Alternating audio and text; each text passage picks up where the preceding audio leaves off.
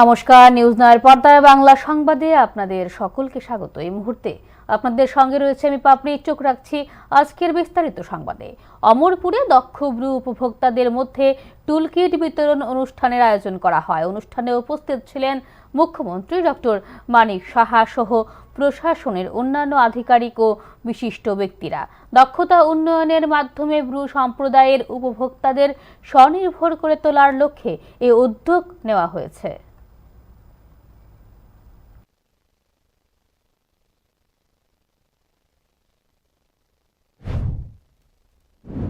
যে এত বছর ধরে আপনাদের এই দুর্বিষহ অবস্থা থেকে এখন একটা কিন্তু সুযোগ পেয়েছেন। তো আমার মনে হয় যে এই ধরনের যে স্কিল ডেভেলপমেন্টের মাধ্যমে যেভাবে পুনর্বাসন দেওয়া হচ্ছে, আগামী দিন আমাদের যে ছেলে মেয়েরা তারা নিশ্চয়ই সেই সুযোগের সদ্ব্যবহার করবে। আমি যখন এখানে ঢুকছিলাম আমি দেখছিলাম বিভিন্ন যে স্টলগুলো এখানে লাগানো হয়েছে এবং বিভিন্ন স্টলে দে ওয়ার ভেরি হ্যাপি যে না, আমরা যে কাজ করছি, কাজের এই যে ট্রেনিং নিয়েছি তাতে করে আমাদের অনেক সুযোগ সুবিধা হয়েছে। এটা তো সবাইকে তো আর দেখানো যাচ্ছে না, কিন্তু এক একটা যেসব যে আমাদের লিস্ট আছে কোন কোন জায়গার মধ্যে স্কিল যে ডেভেলপমেন্ট করা হবে, কয়েকটা খালি এখানে দেখানো হয়েছে। আমি ডিপার্টমেন্টকে আমি ধন্যবাদ দেব যে ওনারা যেভাবে কাজ করছেন। এখানে ব্রু দক্ষতা উন্নয়ন যে কর্মসূচি রয়েছে, এটা এবারের আজকের হচ্ছে দ্বিতীয় পর্যায়ে। এখানে প্রায় 1877 জন যারা সুবিধাভোগী আছেন তারা কিন্তু আজকে এখানে এই টুল কিটস পাবে, যারা যারা যে যে জায়গার মধ্যে যারা এই ট্রেনিং পেয়েছেন। এখানে যারা ড্রাইভিংয়ের জন্য আপনি এমনিতে বাস্তব ক্ষেত্রে আপনি খুঁজে দেখবেন একজন ড্রাইভার কেউ পাবেন না, কিন্তু এই যে ড্রাইভিংয়ের যে ট্রেনিং দেওয়া হচ্ছে এবং এটা কিন্তু এটা ভ্যাকেন্সি আমি বলবো।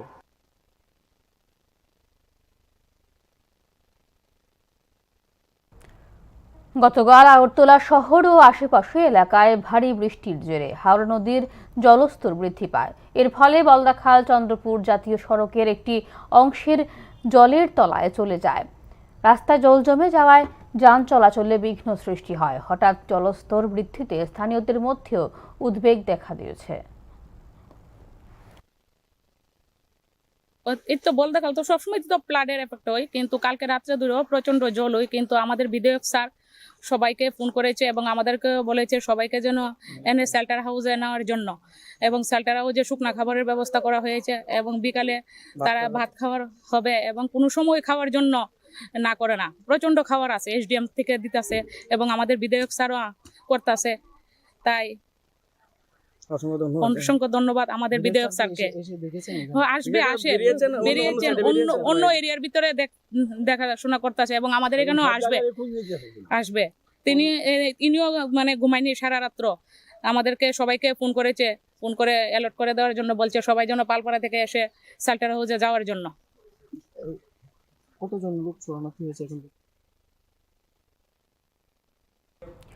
23 আগস্ট থেকে সোনামুড়া এগ্রি মার্কেটে শুরু হয়েছে সরকারি উদ্যোগে ধান কেনা। ধানের মান যাচাই করে 5% ধান বাদ দেওয়ার অভিযোগকে কেন্দ্র করে ক্ষোভ প্রকাশ করেন কৃষকরা। কৃষকদের অভিযোগ, আগে থেকে বাদ দেওয়ার বিষয়টি জানানো হয়নি। পরিস্থিতি উত্তপ্ত হলে ফুড ইনচার্জ রাজ মালসান ও এগ্রিকালচার ইন্সপেক্টর সুব্রত দেববর্মা কৃষকদের সঙ্গে আলোচনায় বসেন। দীর্ঘ আলোচনার পর সমঝোতার ভিত্তিতে পুনরায় ধান কেনার প্রক্রিয়া শুরু হয়। কৃষকদের দাবি, ভবিষ্যতে ধান বাজারে আনার আগে মানদণ্ড ও বাদ দেওয়ার শতাংশ স্পষ্টভাবে জানাতে হবে।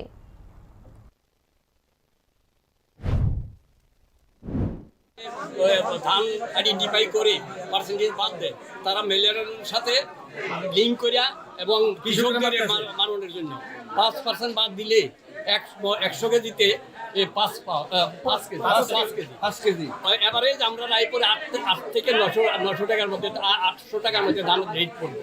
আর আমাদের এখানে খরচটা হলো একটা বস্তাতে 25 টাকা বস্তা, গাড়ি আনলোডিংয়ে আমাদের প্রায় 50 টাকার কাছাকাছি যায় পৌঁছে একটা বস্তার খরচ।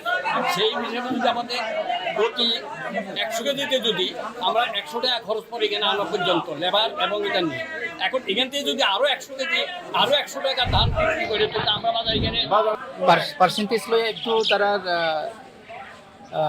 বিক্ষোভ এমন দেখাইছি, কিন্তু তারা কমপ্লেন পার্সেন্টেজ বেশি কাটা হইতে আছে। এটা আমরা দেখতে আছি কয়েকজন ক্ষেত্রে 3.1, 3.2%, 3.5% এমন কাটা হয়েছে। আমরা চেক করার সময় এটার লয়ে কয়েকজন ফার্মার একটা কমপ্লেন করছি। তখন ফাইনালি আমরা ডিসিশন করছি as part of SDM office আর ফুড সেকশন থেকে আমি নিজেই এখান থেকে ফুড ইনচার্জ আমি আসি, আমি নিজেই চেক করার সময় আমি থাকুম। মিলার থেকে যেটা আছে তারা মিলার থেকে একজন ম্যানেজার থাকবো, on behalf of agriculture farmer agriculture department থেকে যে কোনো একজন অফিসার একজন থাকবো। এই তিনটা ডিপার্টমেন্ট মিলিয়া এই পার্সেন্টেজটা চেক করা হইব, এরপরে দানটা 13 দফা দাবি আদায়ের লক্ষ্যে রাজধানী আগরতলায় মিছিল করল ত্রিপুরা সরকারি কর্মচারী সমিতি TGEA। মিছিল শেষে আয়োজিত হয় এক সভায় বক্তব্য রাখছেন বিরোধী দলনেতা জিতেন্দ্র চৌধুরী। এদিন সমিতির নেতৃত্বের পক্ষ থেকে 13 দফা দাবি সনদ বিরোধী দলনেতার হাতে তুলে দেওয়া হয়। সরকারি কর্মচারীদের বিভিন্ন সমস্যা ও দাবি দেওয়া নিয়ে সংগঠনের পক্ষ থেকে এদিন সরব হওয়া হয়।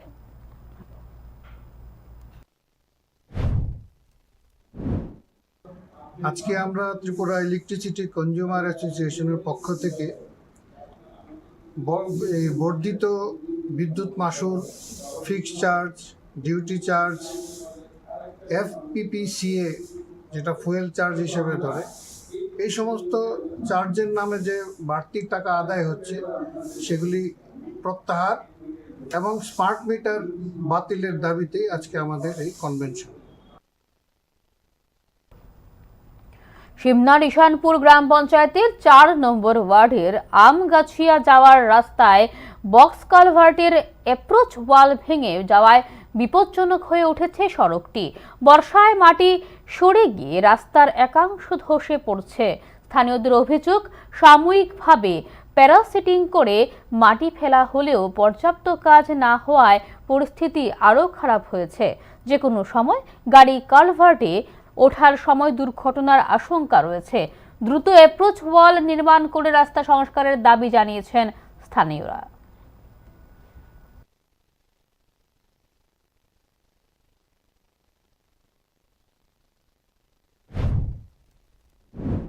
আচ্ছা, এখানে এই যে বক্স কালভার্টের এখানে এটা ভাঙ্গা, এটা কতদিন যাবত ভাঙাটা?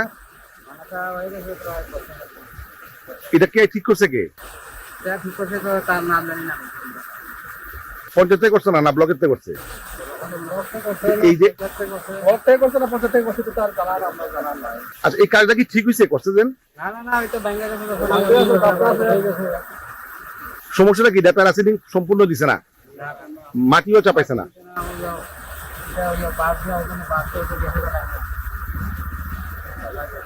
আপনাদের খুব অসুবিধা হয় যাতায়াতে? গাড়ি বাইরে আজকাল যদি কইরা থাকে গাড়ি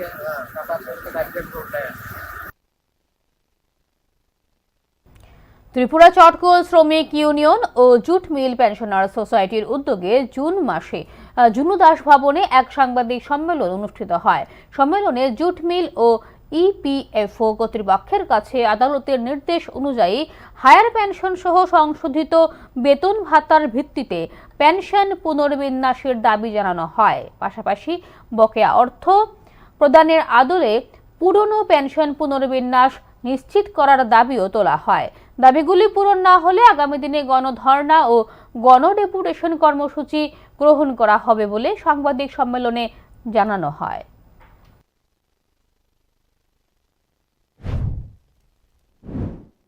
আমরা সিদ্ধান্ত গ্রহণ করেছি আগামী 25শে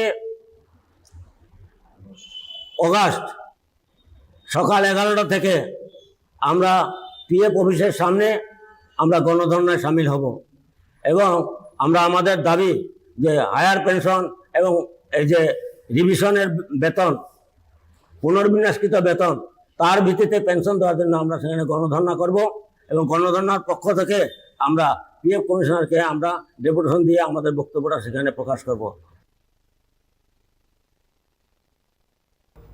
আগরতলার মেলার মাঠ ভানুঘোষ স্মৃতি ভবনের হলে অনুষ্ঠিত হলো ত্রিপুরা হকার ওয়ার্কার্স ইউনিয়নের রাজ্য সম্মেলন। সম্মেলনে হকার ও শ্রমজীবী মানুষের বিভিন্ন সমস্যা ও দাবি দাওয়া নিয়ে আলোচনা হয়। অনুষ্ঠানে উপস্থিত ছিলেন প্রাক্তন মন্ত্রী মানিক দে, শঙ্কর প্রসাদ দত্ত সহ ইউনিয়নের অন্যান্য নেতৃত্ব ও সদস্যরা। সম্মেলন থেকে হকারদের স্বার্থে বিভিন্ন বিষয় নিয়ে সংগঠনের আগামী দিনের কর্মসূচি ও কার্যক্রম নিয়েও আলোচনা করা হয়।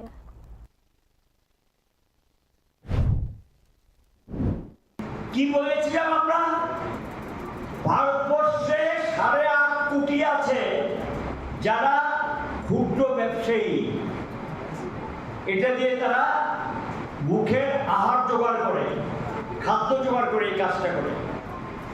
এগুলো যদি বসে যায় আর বিদেশি কোম্পানিগুলো এসে এখানে যদি ব্যবসা বাণিজ্য শুরু করে, আমাদের রাজ্যে যারা হকারি কাজের সঙ্গে যুক্ত, ভারতবর্ষে যারা হকারি কাজের সঙ্গে যুক্ত, তারা কাজ থেকে বঞ্চিত হবেন, তারা সেই কাজ পাবেন না। এই কথাগুলি কিন্তু ক্যাটাগরিক্যালি আমরা মানুষের কাছে তুলে ধরেছিলাম, বলেছিলাম যে এই যে ব্যবস্থাপনা, এইটার বিরুদ্ধে রুখে দাঁড়ান, এটার বিরুদ্ধে প্রতিবাদে সামিল হন। এখনকার মতো সংবাদ এই পর্যন্তই। আমাদের পরবর্তী সংবাদ দেখতে চোখ রাখুন নিউজ নয়ের পর্দায়। নমস্কার।